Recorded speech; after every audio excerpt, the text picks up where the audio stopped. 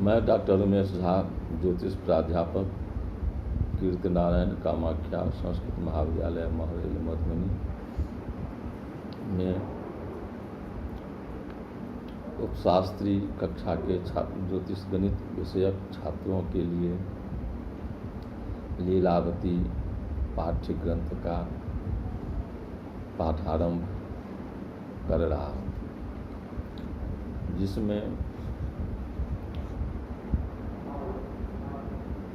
अभिन्न परिक्रमाष्टक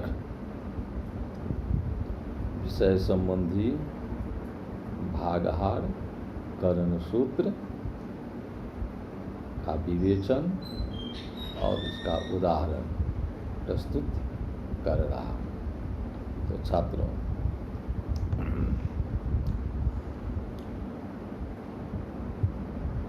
इसका उदाहरण स्वरूप गुणन प्रकरण के उदाहरण से संबंधित है।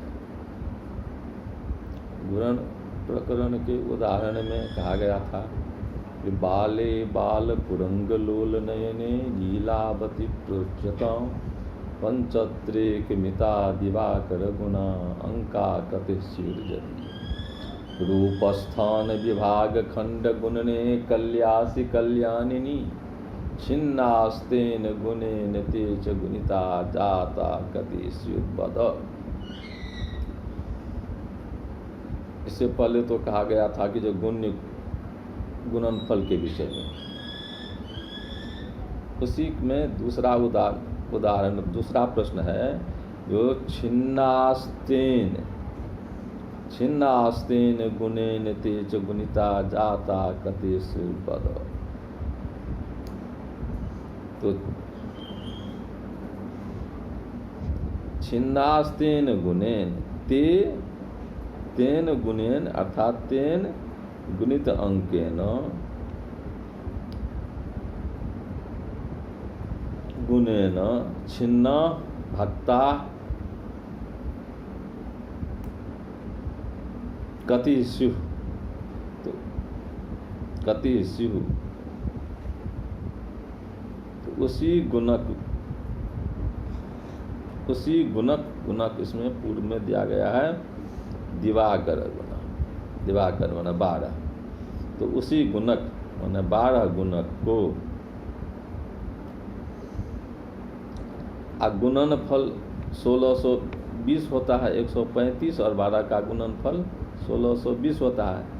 तो 1620 में भाग देने से क्या फल होगा, यह मुझे बताओ।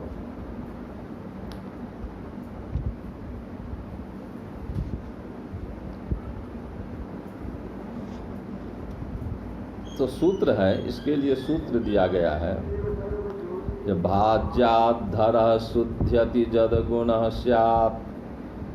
स्यादन्त्यात् फलं तत् खलु भागहारे समेन केनाप्यपवर्त्य हारभाज्यौ भजेद्वा सति संभवेतु। अर्थात जेन गुणितो अर्थात गुणकांकेन हरः मन भाजकः अन्त्यात् भाज्यात्, अंतिम भाज्य से, अंत्य भाज्य से, जेन गुणितो हरः जिस गुणांक से गुणित हर अंत्यात् भाज्यात् शुद्ध्यति, अंत्य भाज्य में शुद्ध हो जाता है, अर्थात विशोधित हो जाता है, घट जाता है।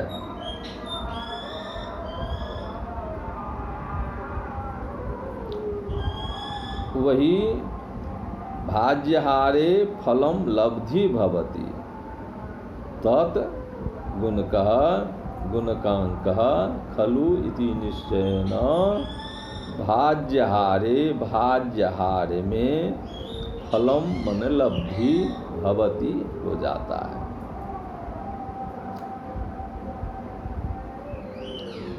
बा दूसरा इसमें है, दूसरा तरीका है समेन केनाप्यपवर्त्य हार भाज्यो भजेदवा सती संभवेतु। यदि सती संभवेतु, यदि ऐसा संभावना हो तो,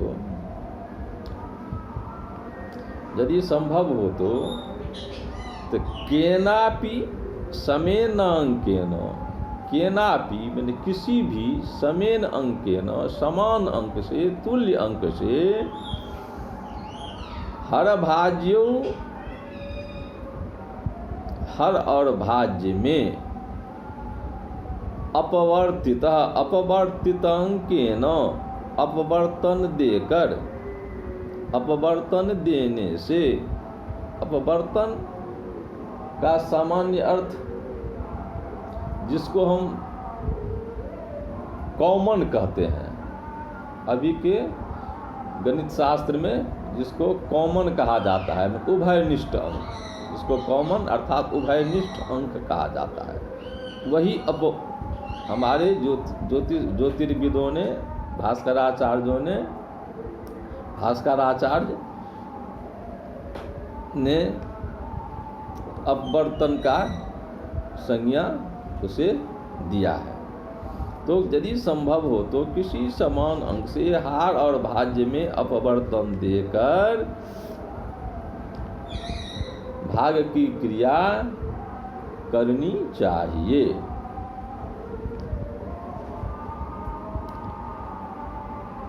तो यह सूत्र है। अब इस सूत्र के मुताबिक, सूत्रानुसार तो भाज्य हो गया 1620 और हार माने हर हो गया 12, उसी को गुणक भी कहते हैं, क्योंकि गुणक 12 और गुणनफल 135, इसी का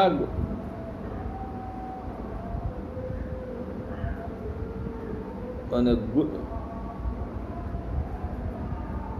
गुणक 12 और गुण 135, दोनों का फल गुणनफल 1620 यही भाज्य है, और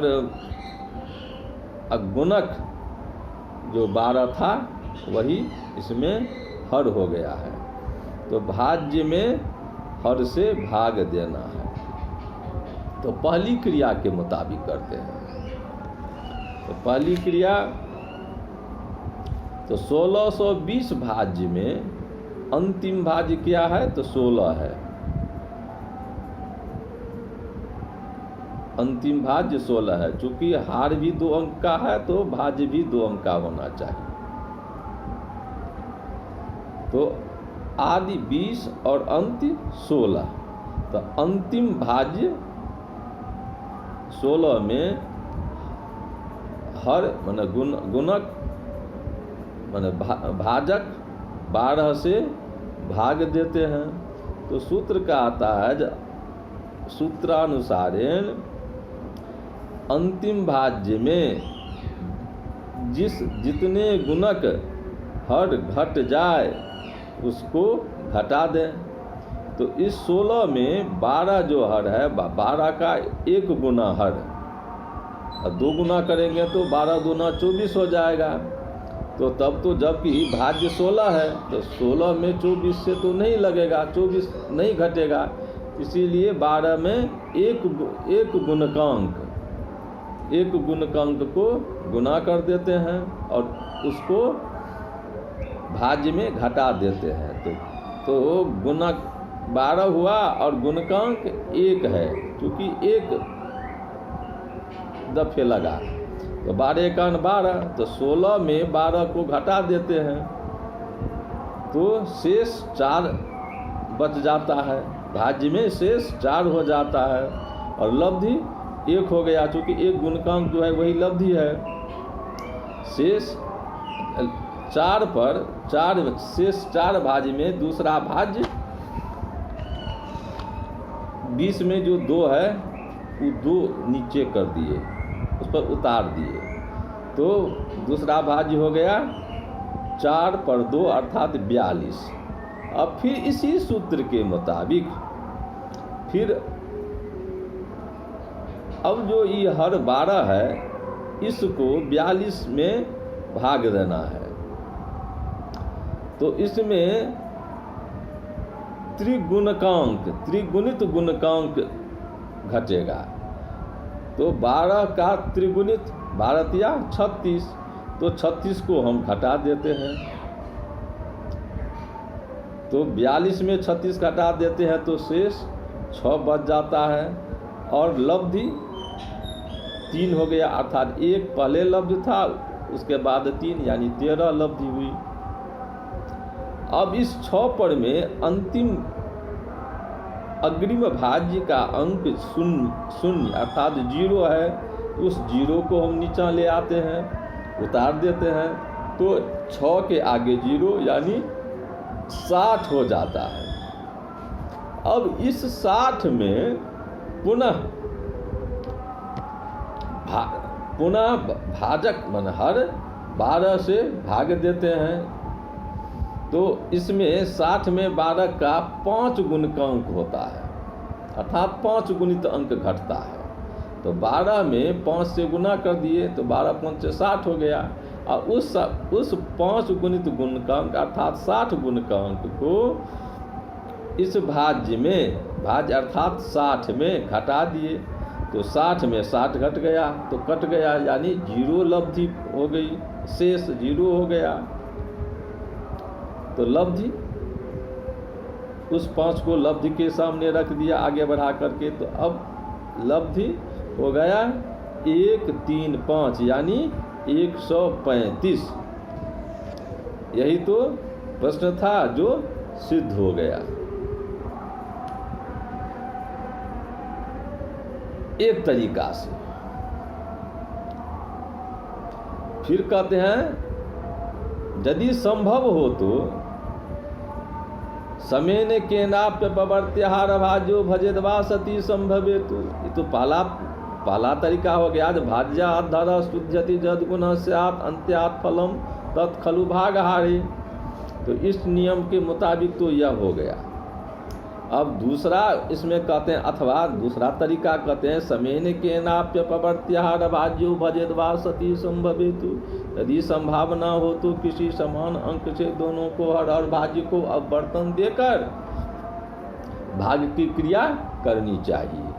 तो अब इसमें हम अब यहाँ जो माने गुण्य माने भाज्य हार जो है, इस भाज्य में 1620 भाज्य है और हार है 12। तो इसको हम किसी समान अंक से अपवर्तन देते हैं। तो समान अंक यानी उभयनिष्ठ अंक, ये नहीं ऐसा नहीं जो 12 में किसी संख्या से भाग दें और 1620 में किसी दूसरे संख्या से भाग दें, ऐसा नहीं। समेन केनाप्य प्रवर्त्याहार भाज्य, समान किसी समान अंक से ही हार और भाज्य में अपवर्तन देना है, उभयनिष्ठ अंक बनाना है। तो इसमें हार 12 है और भाज्य 1620 है। तो हार 12 में अंतिम 6 अंक का अपवर्तन लगेगा। वैसे 2 का भी अपवर्तन लग सकता है, तो 2 छक्के 12 6 होगा। 3 का भी अपवर्तन लग सकता है तो 3 चौका 12 हुआ। 4 का भी अपवर्तन हो सकता है तो 4 तिया 12 हो गया। लेकिन 5 का अपवर्तन नहीं होगा, 6 का अपवर्तन होगा, 6 दूनी 12 होगा। और 1620 में भी 6 से हम भाग देते हैं तो 270 हो जाता है। अब 12 में हम 6 से भाग देते हैं, अपवर्तन 12 में 6 का अपवर्तन लेते हैं तो अब अपवर्तनांक हार 2 हो गया। और 1620 में 6 का अपवर्तन दिए तो 1620 जो भाज्य है उसमें 6 का अपवर्तन दे देते हैं करते हैं तो 270 अपवर्तन भाज्य हो गया। अब पुनः पूर्व सूत्रानुसार है भाज्या धर शुद्धति जद गुण स्यात् अंत्यात् फलम तत्खलु अंत्यात् फलम तत्खलु भागहारे। इसी सूत्र के मुताबिक ये तो दूसरा तरीका है, सूत्र तो वही रहेगा। तो अब इसमें अपवर्तन भाज्य 270 हो गया और अपवर्तनांक हार 202 हो गया। तो भाज्य 270 में यही, इसको हम नूतन भाज्य भी कह सकते हैं और हार को नूतन हार भी कह सकते हैं, क्योंकि ये तो नया हार और नया भाज्य बन गया। क्योंकि 1620 था भाज्य और भाजक 12 था। अब तो नया भाज्य हार भाजक बन गया 2 और भाज्य बन गया 270। तो अब 270 में 2 से भाग देना है। इसमें भी 270 में भी अंतिम भाज्य 2 है, क्योंकि भाजक में 1 अंक है, इसीलिए भाज्य में भी अंतिम भाज्य का अंक 1 ही अंक का हम लेंगे। चूँकि 27 यदि 270 में 27 हम करते हैं तो 2 दाएं 20, तो 10 से भी 10 गुना से भी ज़्यादा हो जाता है, लेकिन 9 के अंदर होना चाहिए, 10 के अंदर होना चाहिए। 10 के बाद में 11 12 वो दाएं की संख्या, 9 के बाद में दाएं की संख्या आ जाती है, इसीलिए इकाई अंक हार में इकाई अंक है तो इसलिए भाज्य में भी इकाई अंक रखते हैं। ठीक है, तो अब आगे बढ़ते हैं। तो 270 में 2 का भाग देते हैं, तो अंतिम भाज्य तो 2 है, 270 में 2 है और हार भी 2 है, तो 2 में 2 से भाग दें तो 1 गुना 1 गुणकांक हर से हम इसको एक गुणकांक हर घटाएंगे, तो 1 गुणकांक हर 2 है, तो इसको 1 से गुना करते हैं तो 2 एकाम 2, तो 2 इसको इसमें हम घटा दिए। 270 में जो अंतिम भाज्य 2 था उसमें 2 के सामने 2 रखा तो 2 कट गया। अब आ गया 70 में 7, अग्रिम अंक 7 है भाज्य में। अब दूसरा भाज्य हो गया 7 और हार है पूर्व से 2 ही, तो अब 7 में 2 का भाग देंगे, तो इसमें भी 3 गुणकांक अंक घटेगा। इस हर में 3 गुणकांक घटेगा, तो हर में हर को 3 से गुना करते हैं तो 3 दूना 6 हो गया, तो 6 फिर इसमें घट गया, तो 7 में 6 घट गया तो 1 बच गया।